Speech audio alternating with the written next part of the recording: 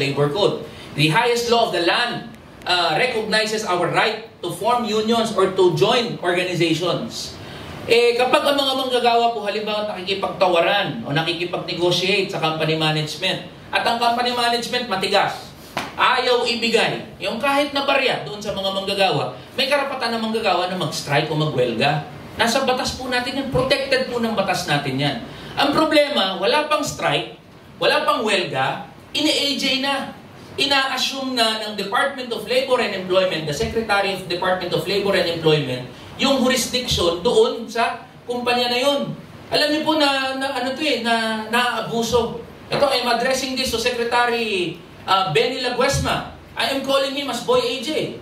Secretary Benny Laguesma. Kasi wala pang strike, wala pang pagkilos yung mga manggagawa, pumapasok na agad si Benny Laguesma doon sa pag-uusap ng manggagawa at management. At ang kadalasan po na nangyayari dito, dehado ang mga manggagawa. Ano natin magagawa na magiging pantay ang minimum wage? By repealing RA 6727. Ano po ang itsura nitong batas na to? Kailangan po kasi magkaroon muna ng uniform o iisang wage floor. Ang problema po kasi nga dahil regionalized, iba-iba yan. So ang nais natin, within the span of 5 years, mamaya po, pwede naman nating pagkwentuhan pa sa mga tanong, within the span of 5 years ay meron po tayong transition na tinatawag.